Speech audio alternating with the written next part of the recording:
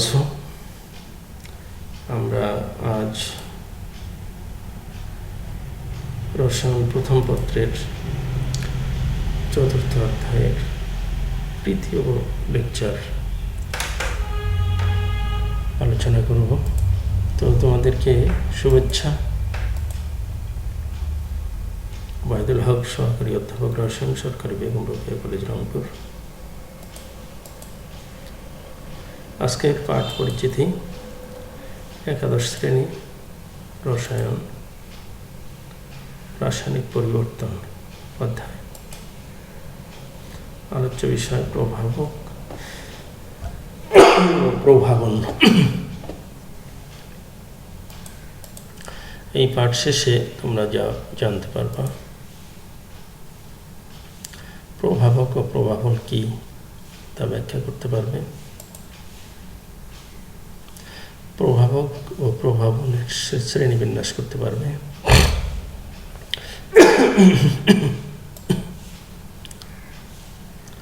প্রভাবকের প্রভাবন ক্রিয়ার কৌশল ব্যাখ্যা করতে পারবে।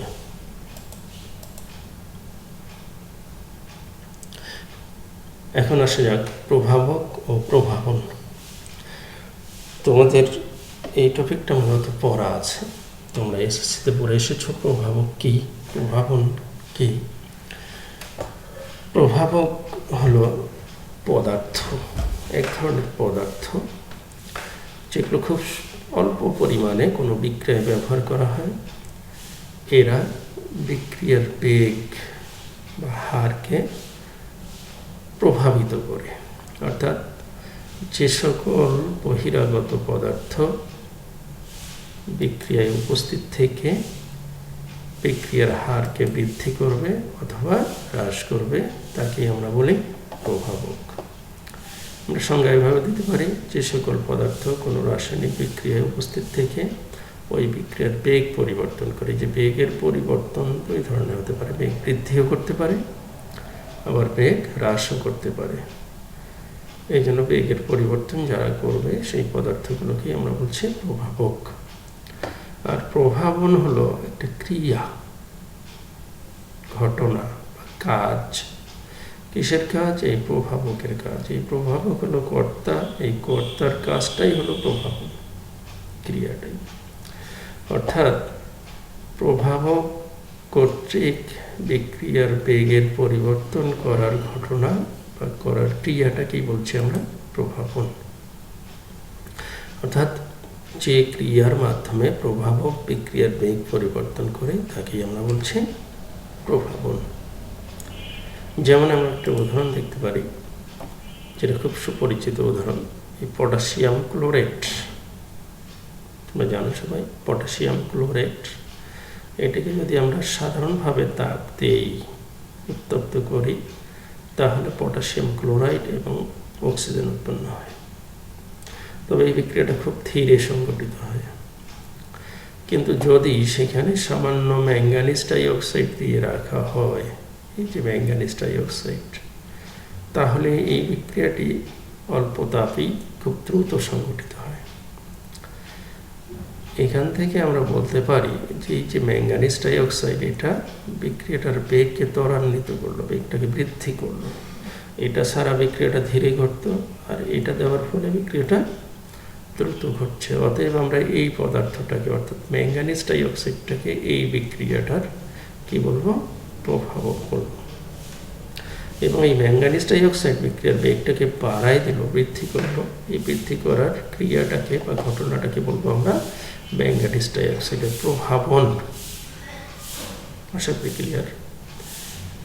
নেক্সট আমাদের আলোচনা প্রভাবকের শ্রেণীবিন্যাস।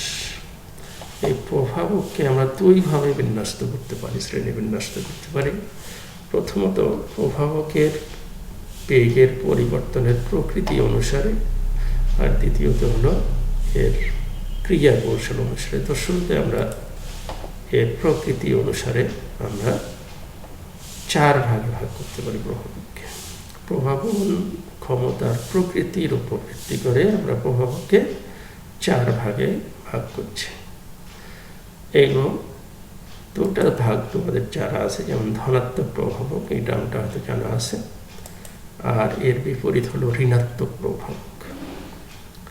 এবং এর বাইরে আরও দুটো শ্রেণীবিন্যাস আছে, যে দুটো হয়তো বা তোমাদের জন্য নতুন।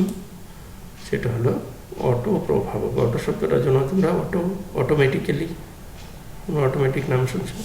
অটোমেটিক মানে আপনা আপনি যেটা ঘটে সেটা হলে আমরা অটোমেটিক। এই অটো শব্দ হলো আপনা আপনি ঘটে। অটো প্রভাবক, যে প্রভাবক আপনা আপনি ঘটবে, অর্থাৎ স্বপ্রভাবক বলা হয়, নিজে নিজে যেটা প্রভাবক।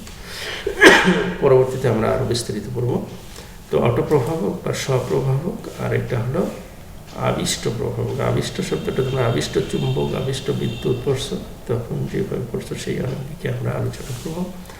তো আমরা প্রভাবন ক্ষমতার প্রকৃতির উপর ভিত্তি করে প্রভাবককে ভাগ করবো 4টা ভাগে: ধনাত্মক প্রভাবক, ঋণাত্মক প্রভাবক, অটো প্রভাবক বা স্বপ্রভাবক এবং ইনডিউসড প্রভাবক, ইনডিউসড ক্যাটালিস্ট বা এটাকে বলা হচ্ছে আবিষ্ট প্রভাবক। এই মোটামুটি 4টা ভাগে আমরা ভাগ করবো প্রভাবককে।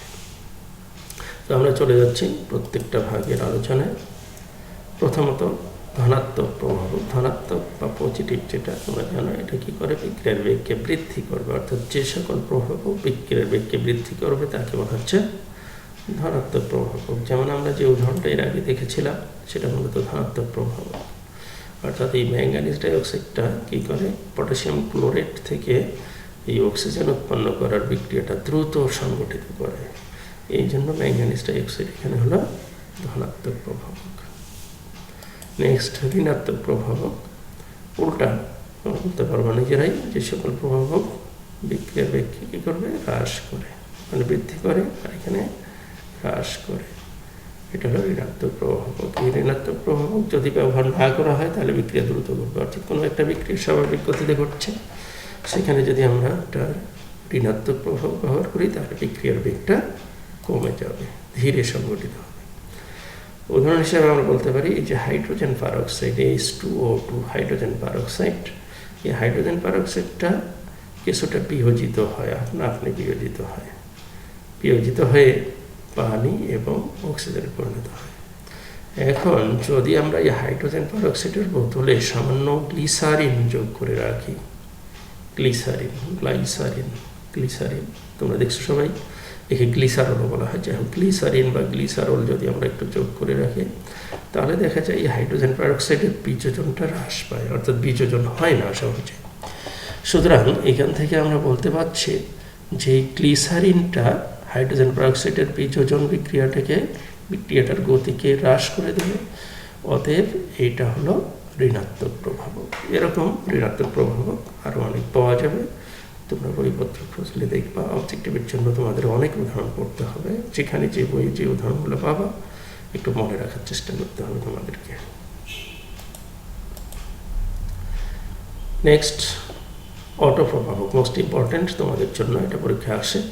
অটো প্রভাবক বা অটো প্রভাবন। আচ্ছা, বলে রাখি ধনাত্মক প্রভাবক আমরা বললাম, ধনাত্মক প্রভাবকের ক্রিয়াটা হলো ধনাত্মক প্রভাবন, ঋণাত্মক প্রভাবের ক্রিয়াটা হলো ঋণাত্মক প্রভাবন। অনুরূপভাবে অটো প্রভাবকের সঙ্গে আমরা যখন জানবো অটো প্রভাবকের যে কাজটা, এটাই হলো অটো প্রভাবন।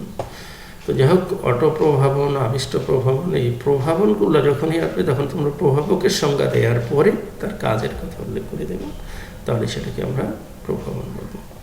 যাই হোক, অটো বা আপনি স্বপ্রভাবক, এটার ব্যাখ্যা আসার আগে, সংজ্ঞা আসার আগে আমরা একটা উদাহরণ দেখে নিই। ওই উদাহরণটা দেখলে আমাদের সংজ্ঞাটা দিতে সুবিধা হবে।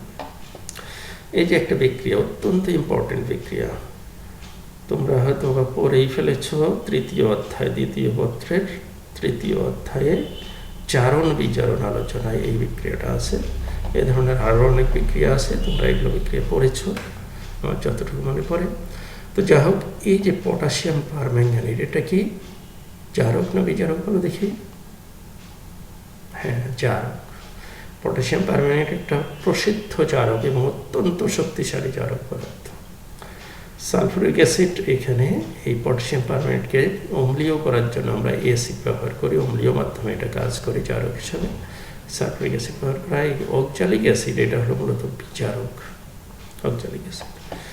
তো এই বিজারক আর জারক বিক্রিয়া করে এখানে জারণ বিক্রিয়ার মাধ্যমে এই পদার্থগুলো উৎপন্ন হয়। তোমরা জানো পটাশিয়াম সালফেট, ম্যাঙ্গানাস সালফেট, পানি এবং কার্বন ডাইঅক্সাইড। তো আমাদের এখানে জারণ বিজারণ আলোচনার বিষয় না, প্রসঙ্গক্রমে বললাম। আমাদের মূল বিষয় হলো এখানে প্রভাবক নিয়ে আলোচনা। তো এই বিক্রিয়াটায় দেখা গেছে যদি আমরা এই পটাশিয়াম পারম্যাঙ্গানেট, তোমরা এখনো হয়তো দেখো নাই ল্যাবে, যখন এখনো তোমাদের এটা প্র্যাকটিক্যাল আসছে কিন্তু করানো হবে শেষের থেকে। যাক, এই পটাশিয়াম পারম্যাঙ্গানেটটার কালারটা কিন্তু সুন্দর বেগুনি, লালচে বেগুনি বর্ণের কালার পটাশিয়াম পারম্যাঙ্গানেট। তো এই পটাশিয়াম পারম্যাঙ্গানেট আর অক্সালিক অ্যাসিডের দ্রবণটা কিন্তু বর্ণহীন। তো যখন আমরা এদের মধ্যে বিক্রিয়া ঘটাবো, প্রথম দিকে দেখা যায় অক্সালিক অ্যাসিড এবং সালফুরিক অ্যাসিড, এই অক্সালিক অ্যাসিড আর কিছু সালফুরিক অ্যাসিড মিশ্রিত করে নেওয়া হয় হলো তোমাদের টাইট্রেশনের সময়। এটাকে নেওয়া হচ্ছে তোমার কনিক্যাল প্লাসকে নেওয়া হয়, আর উপরে বুরেটে নেওয়া হয় হলো পটাশিয়াম পারম্যাঙ্গানেট। যখন তোমরা টাইট্রেশন করবা, প্র্যাকটিক্যালি যখন যদি করে থাকো তাহলে জানতে পারবা, এই পটাশিয়াম পারম্যাঙ্গানেট নেওয়া হয় আমাদের বুরেটে, আর এর মিশ্রণটাকে নেওয়া হচ্ছে কনিক্যাল প্লাসকে। তো বুরেট থেকে যখন আমরা প্রথম অবস্থায় যদি 1 ফোঁটা পটাশিয়াম পারম্যাঙ্গানেট এখানে ফেলি এর মধ্যে সালফুরিক অ্যাসিড এবং অক্সালিক অ্যাসিডের মিশ্রণে, তাহলে দেখা যায় প্রথম ফোঁটাটা বিক্রিয়া করতে একটু সময় নেয়, খুব ধীর গতিতে বিক্রিয়া করার পর এই পটাশিয়াম পারম্যাঙ্গানেটের বর্ণটা বিলুপ্ত হয়ে যায়। দ্বিতীয় ফোঁটাটা যখন আমরা ফেলি তখন দেখা যায় যে প্রথম ফোঁটাটা যত ধীরে বিক্রিয়া করছিল, দ্বিতীয় ফোঁটাটা কিন্তু তার চেয়ে একটু দ্রুত বিক্রিয়া করে। এবং পরবর্তীতে দেখা যায় পরবর্তী ফোঁটাগুলো যখন আমরা পটাশিয়াম পারম্যাঙ্গানেট এখানে যোগ করতে থাকি, পরবর্তী ফোঁটাগুলো দেখা যায় খুব দ্রুত বিক্রিয়া করতে থাকে। এই পর্যবেক্ষণ থেকে যেটা বোঝা যাচ্ছে সেটা হলো যে পটাশিয়াম পারম্যাঙ্গানেট আর অক্সালিক অ্যাসিডের বিক্রিয়ার প্রথম ফোঁটাটা, অর্থাৎ প্রথম দিকে বিক্রিয়াটার বেগ ছিল কম, তারপরে কিছুক্ষণ পরে বেগ বৃদ্ধি পায়। তো এখন প্রশ্ন হলো, প্রথমে বেগ কম পরে বৃদ্ধি পেল কেন?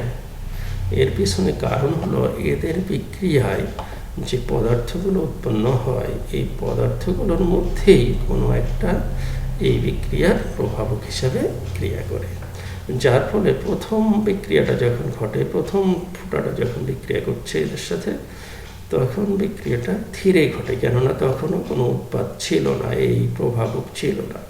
কিন্তু প্রথম ফোঁটা বিক্রিয়া করার ফলেই যখনই কিছু এই উৎপাদ গঠিত হয়, তখন সেখান থেকে প্রভাবক পাওয়া যায়। এই প্রভাবকটাই পরবর্তী ফোঁটাগুলোকে, পরবর্তী বিক্রিয়াগুলোকে খুব দ্রুত বিক্রিয়া ঘটাতে সাহায্য করে।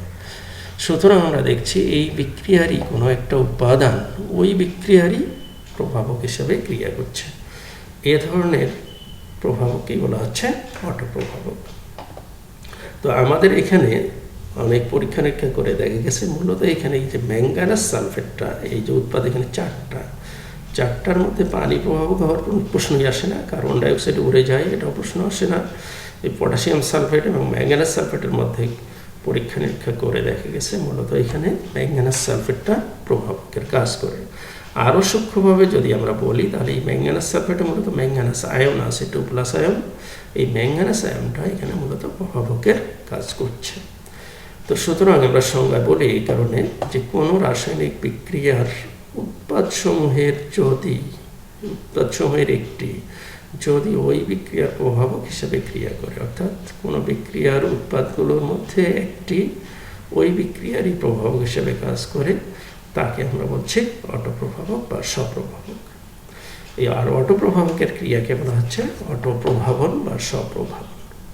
বিষয়টা তোমাদের কাছে আশা করি ক্লিয়ার।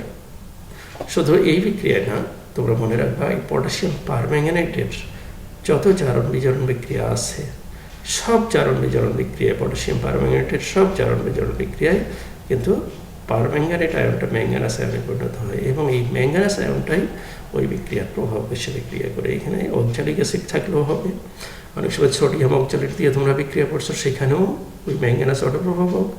আবার ফেরাস সালফেট দিয়ে যখন বিক্রিয়াটা হবে সেখানেও ম্যাঙ্গানাস আয়নটা কিন্তু অটোপ্রভাবক। অর্থাৎ পটাশিয়াম পারম্যাঙ্গানেটের জারণ বিজারণ বিক্রিয়া অটোপ্রভাবকের উদাহরণ কিন্তু সুন্দরভাবে দেওয়া যায়।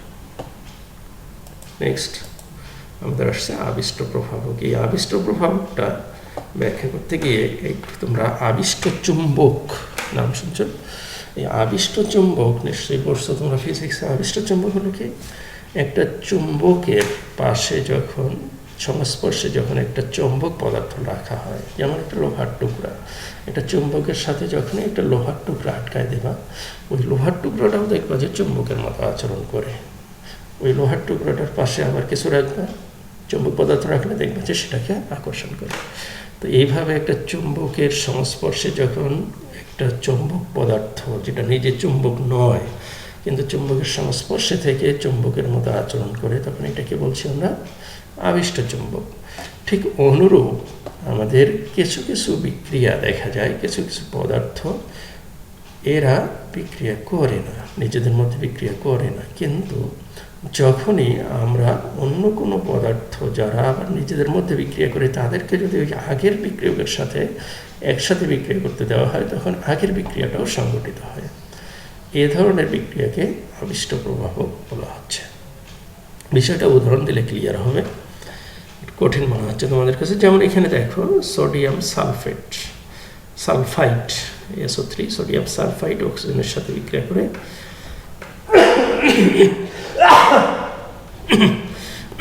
সোডিয়াম সালফেটে পরিণত হচ্ছে। তাহলে এই বিক্রিয়াটা সহজে সংঘটিত হচ্ছে, কারো সাহায্যের প্রয়োজন হচ্ছে না। পক্ষান্তরে সোডিয়াম আর্সেনাইড ASO3 আর্সেনাইড, এটার সাথে যদি অক্সিজেন তুমি বিক্রিয়া করানোর চেষ্টা করো, কোনো বিক্রিয়া হয় না। অর্থাৎ আলাদাভাবে সোডিয়াম আর্সেনাইডের সাথে অক্সিজেন কোনো বিক্রিয়া হয় না, কিন্তু সোডিয়াম সালফাইডের সাথে আলাদাভাবে অক্সিজেন যদি বিক্রিয়া করো, সেটা সোডিয়াম সালফেটে পরিণত হয়। এখন মজার ঘটনা হলো, যদি আমরা একই পাত্রে সোডিয়াম সালফাইড আর সোডিয়াম আর্সেনাইড একই সাথে নিয়ে তার মধ্যে যদি অক্সিজেন চালনা করি, তাহলে দেখা যায় যে সোডিয়াম সালফেট তো আগে একা একা জারিত হতো, হয়ে সালফেটে পরিণত হতো। এখন এই সোডিয়াম আর্সেনাইডটাও জারিত হয়ে সোডিয়াম আর্সেনাইডে পরিণত হয়। অর্থাৎ সোডিয়াম আর্সেনাইড, সোডিয়াম সালফাইড একত্রে নিয়ে যদি আমরা অক্সিজেনের সাথে বিক্রিয়া করাই, তাহলে দেখা যায় সোডিয়াম সালফেট এবং সোডিয়াম আর্সেনাইডে পরিণত হচ্ছে। এখান থেকে প্রমাণিত হয় যে এই যে সোডিয়াম আর্সেনাইডের সাথে অক্সিজেনের বিক্রিয়াটা, অর্থাৎ আর্সেনাইড থেকে সোডিয়াম আর্সেনেটে পরিণত হওয়ার বিক্রিয়াটা, এটা কার সংস্পর্শে আসলো? এই সোডিয়াম সালফাইডের সংস্পর্শে থাকার কারণেই সংঘটিত হয়। এই কারণে এই সোডিয়াম সালফাইডকে বলা হচ্ছে এখানে এই সোডিয়াম আর্সেনাইডের বিক্রিয়াটার কি প্রভাবক? আবিষ্ট প্রভাবক। এর আবেশনে, এর উপস্থিতিতে এটা ঘটে। তাহলে এইভাবে আমরা সংজ্ঞা বলি, যদি কোনো বিক্রিয়ার বিক্রিয়ক নিজ বিক্রিয়া করার পাশাপাশি, যে বিক্রিয়ক সোডিয়াম সালফাইড নিজের বিক্রিয়া করার পাশাপাশি অপর কোনো বিক্রিয়ার প্রভাবক রূপে ক্রিয়া করে, তাহলে এরূপ প্রভাবকে অপর বিক্রিয়াটির আবিষ্ট প্রভাব বলা হয়। অর্থাৎ এই বিক্রিয়া, এটা সোডিয়াম সালফাইড হলো, নিজের বিক্রিয়া তো করছেই, পাশাপাশি অপর একটা বিক্রিয়ার প্রভাবকের কাজ করছে, এটাই হলো আবিষ্ট প্রভাবক। এটার উদাহরণ খুবই কম পাবা, এই বিক্রিয়ার উদাহরণটা মনে রাখার চেষ্টা করবো, আর অন্য বইয়ে যদি পাও সেটা মনে রাখবা। এখন প্রভাবকের আরেকভাবে আমরা শ্রেণীবিন্যাস করতে পারি, সেটা হলো বিক্রিয়ক, উৎপাদ এবং প্রভাবকের ভৌত অবস্থার উপর ভিত্তি করে। বিক্রিয়ক, উৎপাদ এবং প্রভাবক তিনটারই ভৌত অবস্থা আমরা বিবেচনা করবো এট এ টাইম। ঠিক আছে? তো ভৌত অবস্থা বলতে আমরা কি বুঝি? ভৌত অবস্থা বলতে সহজ কথায় আমরা যেটা বুঝি সেটা হলো কোনো পদার্থ কঠিন, তরল নাকি বায়বীয় অবস্থায় আছে। এই কঠিন, তরল, বায়বীয় অবস্থা, এটাকে হচ্ছে ভৌত অবস্থা।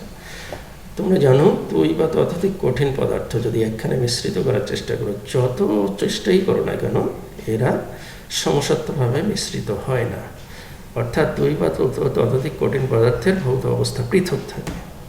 তরল পদার্থের ক্ষেত্রে দেখা যায়, যদি তারা দ্রবীভূত হয়ে যায়, তখন একটা দশায় পরিণত হয়, একটা অবস্থায় পরিণত হয়, ভৌত অবস্থা। কিন্তু মিশ্রণ যদি পুরোপুরি না হয়, তাহলে আলাদা দশা। যেমন কেরোসিন আর তেল, পানি আর তেল, বা পানি কেরোসিন, পানি পেট্রোল, এগুলো যদি একখানে মিশ্রিত করে তাহলে কিন্তু আলাদা হয়ে থাকে, এটা ভৌত অবস্থা আলাদা। কিন্তু অ্যালকোহলের সাথে পানি বা অ্যাসিডের সাথে পানি মিশ্রিত করলে দ্রবীভূত হয়ে যায়, তখন এরা একটা দশা পরিণত হয়, একটা অবস্থা হয়। আবার গ্যাসের ক্ষেত্রে তোমরা জানো একাধিক গ্যাস যদি তোমরা একত্রিত করো তাহলে সব গ্যাস মিলে এমনভাবে মিশে যায় যে এদেরকে আলাদা অস্তিত্ব বোঝা যায় না। সুতরাং সব গ্যাস যে কোনো অনুপাতে একটা দশাতেই পরিণত হয়, একটা ভৌত অবস্থায় পরিণত হয়। এই যে ভৌত অবস্থা এর উপর ভিত্তি করে আমরা প্রভাবকে দুটা শ্রেণীতে ভাগ করছি। প্রথমত সমসত্ব প্রভাবক, আর এর উল্টা অসমসত্ব প্রভাবক। আমরা চলে যাচ্ছি সমসত্ব প্রভাবকে। সমসত্ব প্রভাবক হলো যদি কোনো বিক্রিয়ার বিক্রিয়ক, উৎপাদ এবং প্রভাবক একই দশায় বা একই ফেজে, একই অবস্থায় থাকে। কি বিক্রিয়ক, উৎপাদ এবং প্রভাব তিনটাই একই দশায় থাকতে হবে, মিলেমিশে একাকার হয়ে থাকবে, আলাদা অস্তিত্ব বোঝা যাবে না। এরকম হয়ে থাকে যদি, তখন সেটাকে বলছি আমরা সমসত্ব প্রভাবক। সাধারণত গ্যাসীয় বিক্রিয়াগুলোর ক্ষেত্রে এটা হয়। গ্যাস, এখানে গ্যাস, উৎপাদ, বিক্রিয়ক, উৎপাদ এবং প্রভাবক সবই গ্যাস যদি হয় তখন সেটাকে আমরা সমসত্ব প্রভাবক বলবো।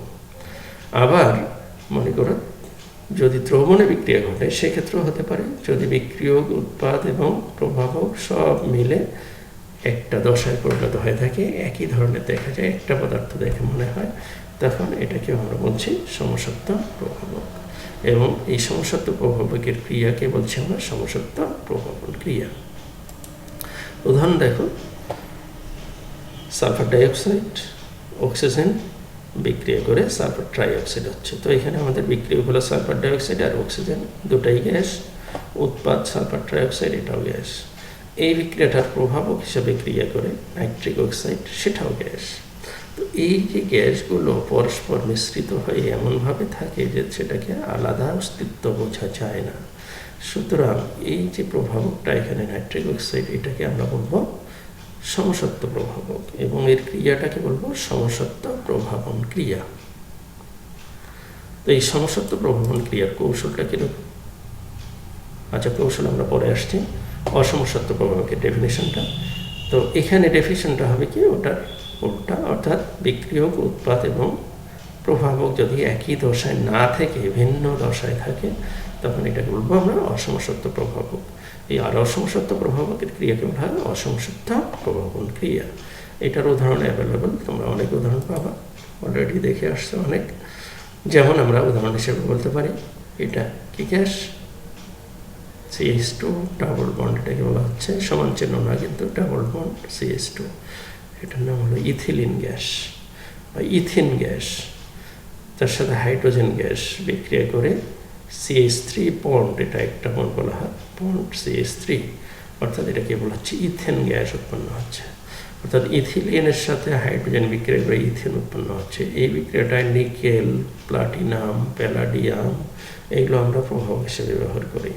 হ্যাঁ, তো এই যে নিকেল, প্লাটিনাম এগুলো সাধারণত কি কঠিন পদার্থ, আর এখানে বিক্রিয়ক এবং উৎপাদ হলো কি গ্যাসীয় পদার্থ। তোমরা জানো কি গ্যাস আর কঠিন একখানে করলে অবশ্যই কঠিনগুলো আলাদা থাকে, গ্যাসগুলো আলাদা থাকে, একখানে মিশ্রিত হয় না, সমসত্বভাবে মিশ্রিত হয় না। সুতরাং এটা আলাদা দশা, এই কঠিনের আলাদা দশা এবং গ্যাসের আলাদা দশা। এই জন্য আমরা দেখবো এখানে যে প্লাটিনাম বা নিকেল বা প্যালাডিয়াম যে প্রভাবকগুলো আমরা ব্যবহার করব, এগুলো হলো আমাদের অসমসত্ব প্রভাবক এবং এদের ক্রিয়াটা, কাজটা হলো অসমসত্ব প্রভাবন ক্রিয়া। এখন আসি আমরা প্রভাবকের ক্রিয়া কৌশল। তো প্রভাবকের ক্রিয়া কৌশল বোঝার আগে আমরা উদাহরণটাই নিয়ে আসি। আমরা আগের উদাহরণ সমসত্ব, আমরা শুরুতে আলোচনা করবো সমসত্ব প্রভাবকের ক্রিয়া কৌশল। এই সমসত্ব প্রভাবকের ক্রিয়া কৌশল আলোচনা করতে গিয়ে আমরা যে উদাহরণটা দেখছিলাম সেটা ছিল সালফার ডাইঅক্সাইড, অক্সিজেন, নাইট্রিক অক্সাইডের উপস্থিতি বিক্রিয়া করে এটা উৎপন্ন হওয়ার বিক্রিয়াটা।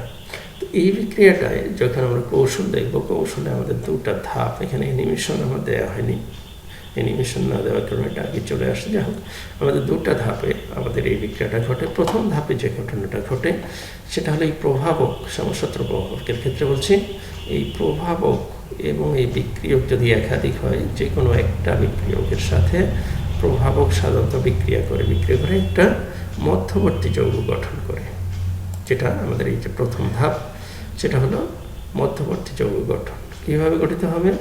প্রভাবকের সাথে যে কোনো একটা বিক্রিয়ক মিলিত হয়ে একটা মধ্যবর্তী যৌগ গঠন করবে। যেমন অক্সিজেনের সাথে এখানে নাইট্রিক অক্সাইডটা বিক্রিয়া করছে, বিক্রিয়া করে কি উৎপন্ন করছে? অক্সিজেন। নাইট্রিক অক্সাইড হলো এখানে বিক্রিয়ক না প্রভাবক, অক্সিজেন হলো একটা বিক্রিয়ক, তার সাথে বিক্রিয়া করে নাইট্রোজেন ডাই অক্সাইড উৎপন্ন হচ্ছে। এটা মধ্যবর্তী যৌগ বলা হচ্ছে এটাকে, কেননা এটা বেশিক্ষণ থাকবে না।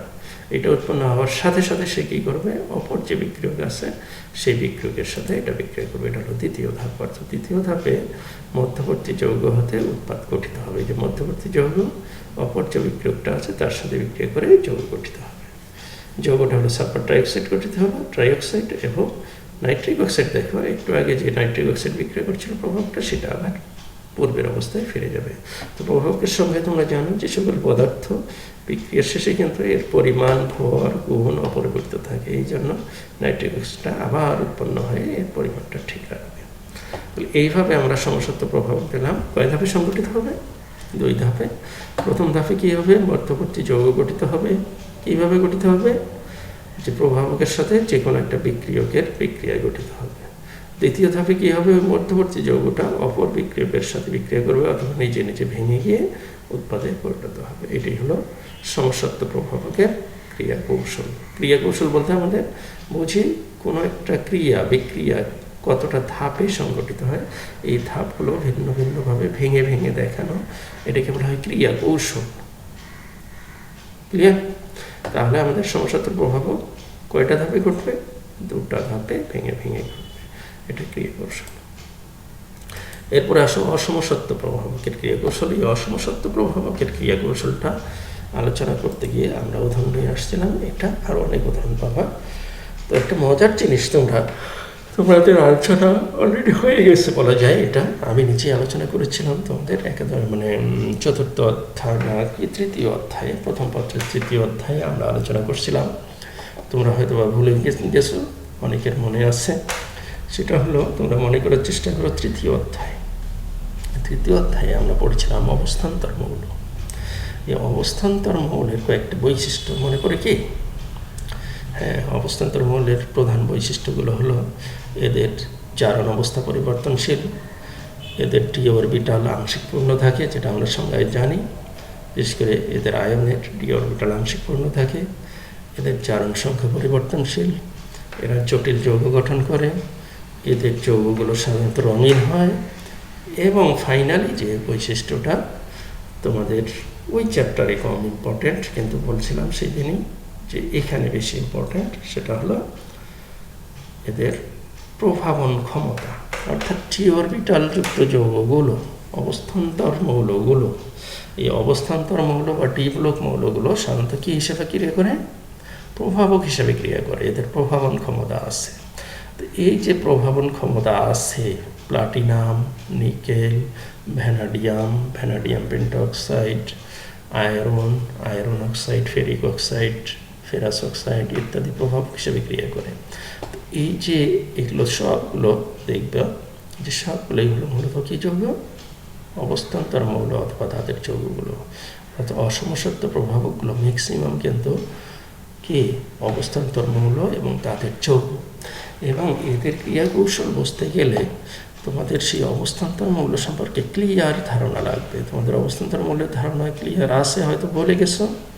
সেটা হলো অবস্থান্তর মৌলগুলোয় আমরা দেখি কি হবে অবস্থান্তর মৌলে, যে অবস্থান্তর মৌলের ডি অরবিটাল থাকে, ফাঁকা থাকে, বিশেষ করে যৌগ আয়নে। এই ফাঁকা ডি অরবিটাল থাকার কারণেই এরা কিন্তু ওই ডি অরবিটাল ব্যবহার করে যে কোনো একটা বিক্রিয়ক বা উভয় বিক্রিয়ক বা একাধিক বিক্রিয়কের সাথে যুক্ত হয়ে শিথিল বন্ধন বিশিষ্ট কিছু যৌগ উৎপন্ন করে। এই যৌগগুলো যখন উৎপন্ন করে তখন এই প্রভাবকের যে অংশটা দিয়ে ওই যৌগগুলো গঠন করে, বন্ধন গঠন করে, সেই জায়গাটুকুকে বলা হচ্ছে অ্যাক্টিভ সাইট। অর্থাৎ ধরো এটা একটা প্রভাবক, এটা একটা প্রভাবকের টুকরা,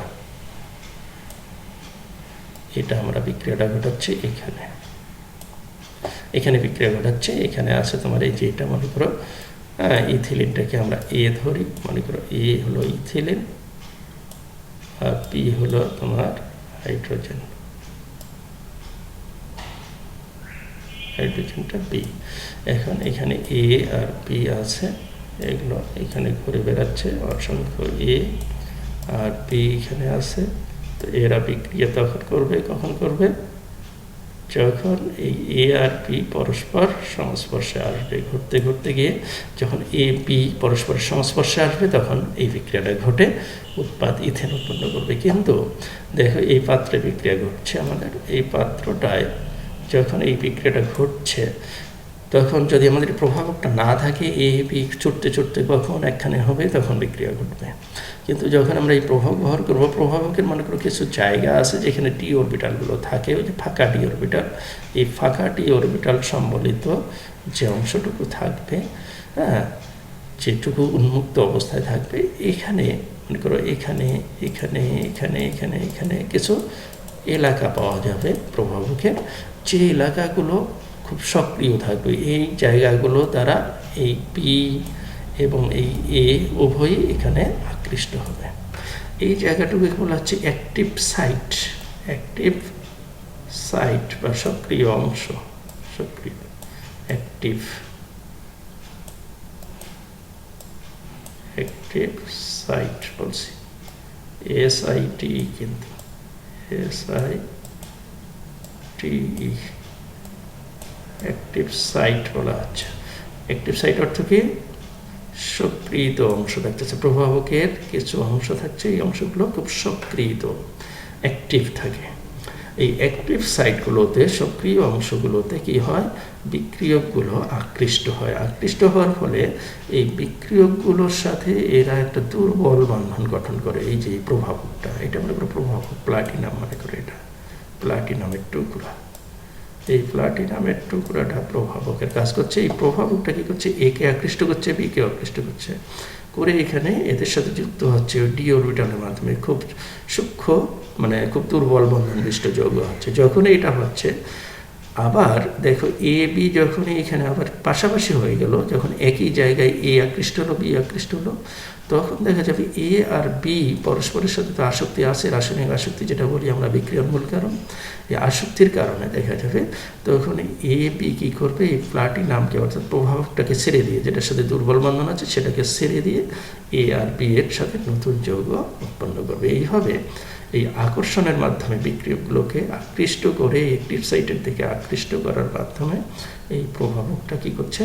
বিক্রিয়কগুলোকে একত্রিত করছে। একত্রিত করার ফলে বিক্রিয়াটা কী হচ্ছে?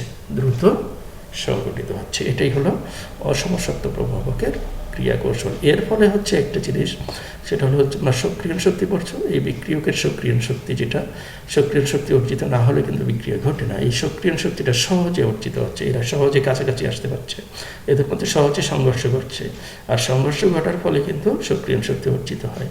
অর্থাৎ এই প্রভাবকটা সক্রিয়ণ শক্তি অর্জনে কী করছে? সহায়তা করছে, সক্রিয়ণ শক্তিটা সহজে অর্জিত করে দিচ্ছে এবং এই সক্রিয়ণ শক্তিটা কমায় দিচ্ছে। আগে কিন্তু এটা বিক্রিয়া করতে গেলে অনেক সক্রিয়ণ শক্তি অর্জন করতে হতো, আর প্রভাব ব্যবহার করলে সক্রিয়ণ শক্তিটা কমে যায়। এইভাবে আমরা দেখি প্রভাবটা বিক্রিয়ার কাজ করছে।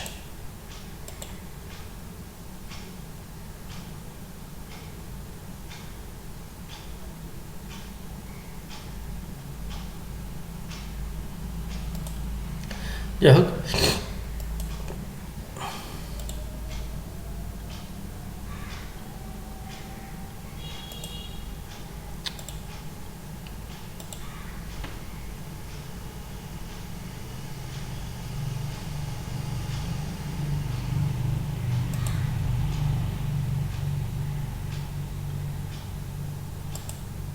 আচ্ছা, এখন আমরা পরের আলোচনা যাচ্ছি।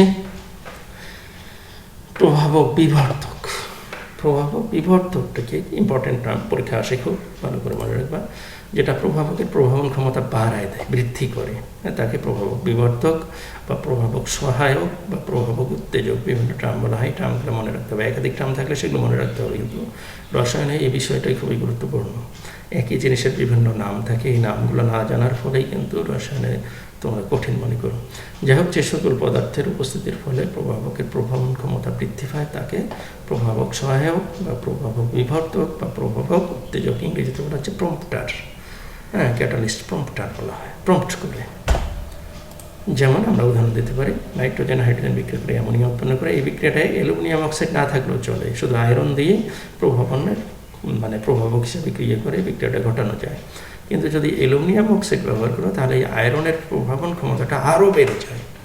এই জন্য অ্যালুমিনিয়াম অক্সাইডটা এখানে হলো প্রভাবক সহায়ক, আয়রনটা হলো প্রভাবক। ক্লিয়ার? আয়রন প্রভাবক, অ্যালুমিনিয়াম অক্সাইড হলো প্রভাবক সহায়ক এই বিক্রিয়াটা।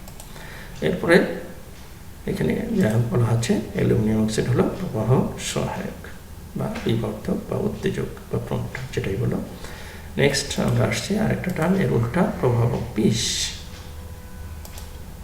প্রভাবক বিষ হলো যেটা প্রভাবকের প্রভাবন ক্ষমতা হ্রাস করবে অথবা নষ্ট করে দেয়, সেটা হলো প্রভাবক বিষ।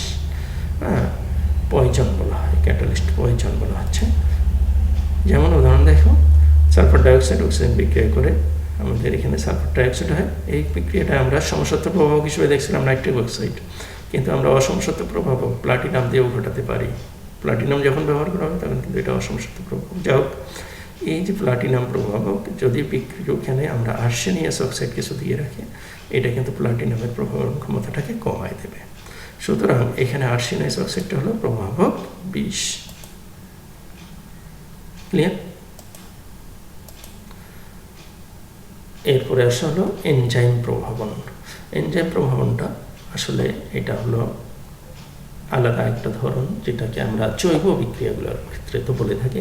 জৈব রসায়নে যে বিক্রিয়াগুলো ঘটে, জীবদেহে যে বিক্রিয়াগুলো ঘটে, এই জীবদেহে সংগঠিত বিক্রিয়াগুলোর ক্ষেত্রে যে প্রভাবকটা ব্যবহার করা হচ্ছে, এটাই হলো মূলত এনজাইম প্রভাবন। তো জীবদেহে সংগঠিত বিক্রিয়াগুলোর ক্ষেত্রে প্রভাবক হিসেবে সাধারণত গ্লোবিউলার প্রোটিন ব্যবহার করা হয়। প্রোটিন ব্যবহার করা, অর্থাৎ এনজাইম হলো জীবন্ত কোষ থেকে সৃষ্ট উচ্চ আণবিক ভর বিশিষ্ট অদানাদার নাইট্রোজেনযুক্ত জটিল জৈব যৌগ, যেগুলো প্রোটিন আমরা বলি। এই জৈব যৌগগুলো আমাদের প্রভাবক হিসেবে ক্রিয়া করে। এনজাইমের প্রভাবনকে এনজাইম প্রভাবন বলা হয়। সোজা কথায় জৈব বিক্রিয়ার যে প্রভাবকগুলো ব্যবহার করা হয়, এগুলো হলো এনজাইম প্রভাবক। এই যৌগগুলোকে এনজাইমও বলা হয় সাধারণভাবে। অর্থাৎ এখানে যে কথাটা বলা হচ্ছে, দেখো, উচ্চ আণবিক ভর বিশিষ্ট অদানাদার নাইট্রোজেনযুক্ত জটিল জৈব যৌগ, এই কথাগুলোকে এক কথায় আমরা বলতে পারি এনজাইম। এনজাইমে যে এনজাইমে বলা হচ্ছে এনজাইম হলো এটা। আর এনজাইম যখন প্রভাবকের কাজ করবে তখন ওটাকে বলা হচ্ছে এনজাইম প্রভাবক, আর এর ক্রিয়াটাকে বলা হচ্ছে এনজাইম প্রভাবন। তো এখানে কিন্তু চলে আসছে এনজাইম কি, যদি প্রশ্ন আসে তাও কিন্তু তোমরা দিতে পারবে। এনজাইম তাহলে কি?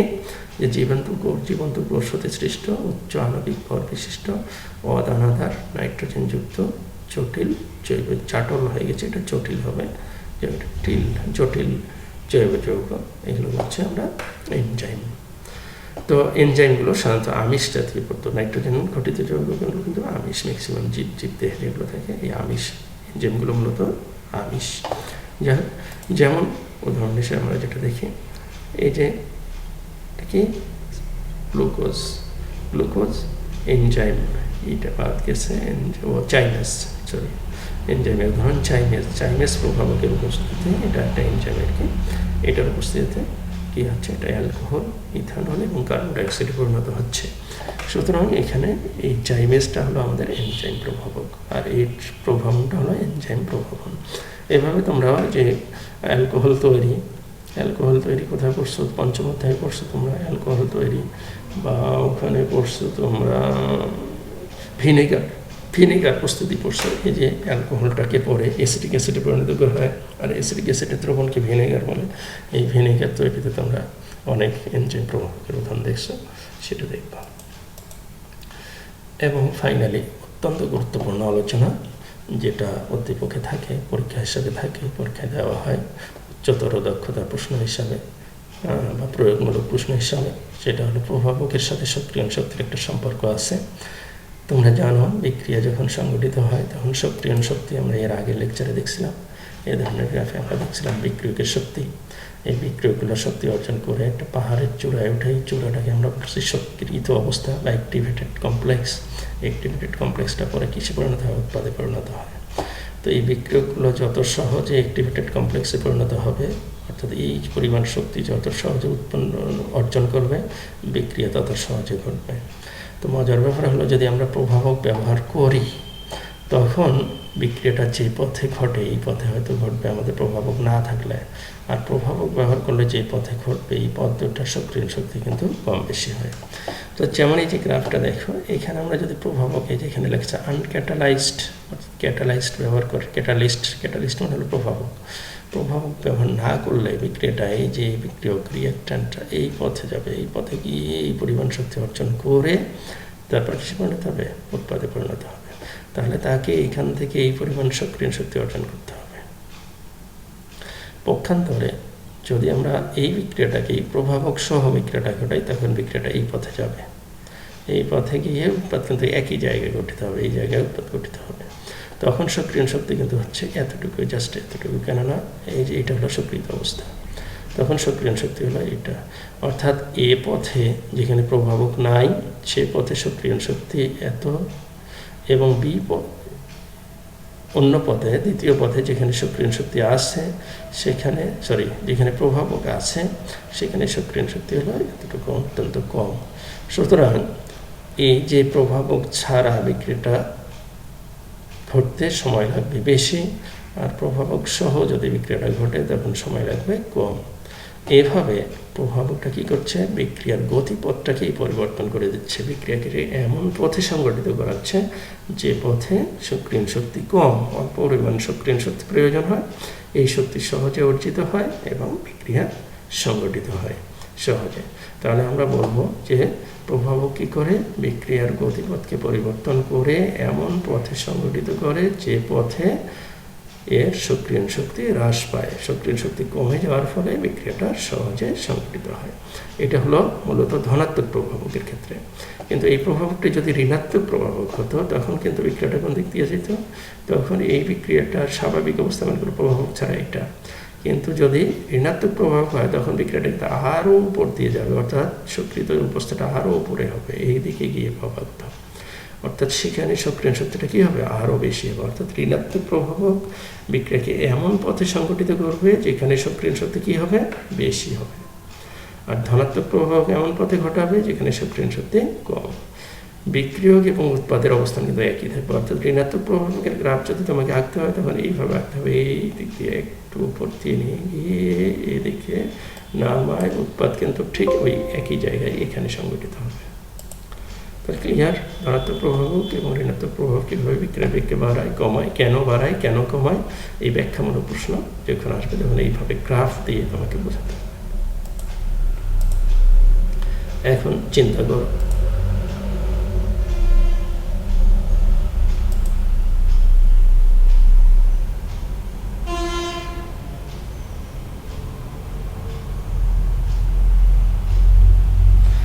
ধনাত্মক এবং ঋণাত্মক প্রভাবকের উপস্থিতিতে বিক্রিয়াটির লেখচিত্রটি কিরূপ পরিবর্তিত হবে। এটা মনে করো স্বাভাবিক, কোনো প্রভাবক নাই, এখানে হলো বিক্রিয়ক, এখানে উৎপাদ।